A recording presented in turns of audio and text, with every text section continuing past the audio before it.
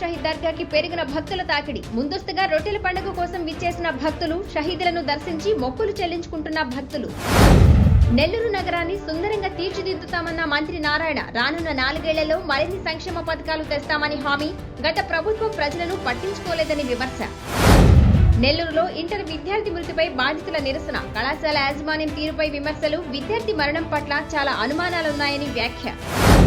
విజయవంతంగా ముగిసిన లోక్ అదాలత్ కార్యక్రమం. నెల్లూరులో 6 ప్రత్యేక బెంచ్లు ఏర్పాటు చేసి కేసులకు పరిష్కారం. పెండింగ్ కేసులను రాజమార్గంలో పరిష్కరించిన న్యాయవాదులు.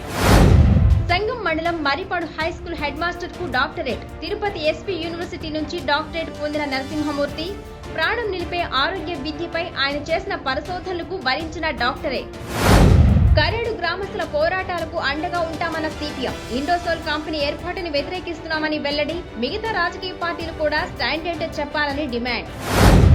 రెవెన్యూ శాఖపై ఏపీ సీఎం చంద్రబాబు నాయుడు సమీక్ష. భూ సమస్యలకు సంబంధించి 10 అంశాలపై సుదీర్ఘ చర్చ.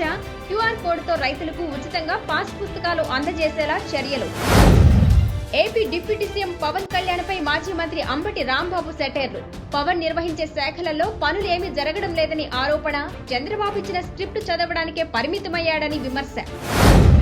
వాహనదారులకు గుడ్ న్యూస్ చెప్పిన జాతీయ రహదారుల సంస్థ. సొరంగాలు, టోల్ ఫీజులు తగ్గించే దిశగా చర్యలు. యూజర్ ఛార్జీలు సవరించడంపై హర్షం వ్యక్తపరుస్తున్న వాహనదారులు.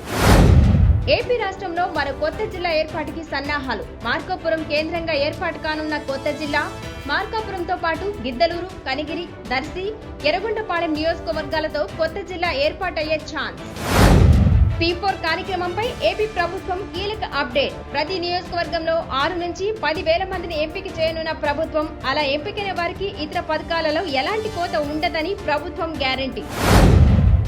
భారతీయ జనతా పార్టీ జాతీయ అధ్యక్షురాలిగా మహిళకు ఛాన్స్.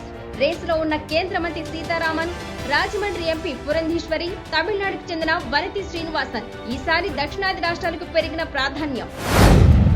శ్రీశైలం జలాశయానికి భారీగా వస్తున్న వరద నీరు. పూర్తిస్థాయి నీటి మట్టం 885 అడుగులు కాగా ప్రస్తుతం నీటి మట్టం 876 అడుగులు. ఎగువ ప్రాంతాల నుంచి భారీగా వస్తున్న వరద. పరవళ్లు తొక్కుతున్న కృష్ణమ్మ.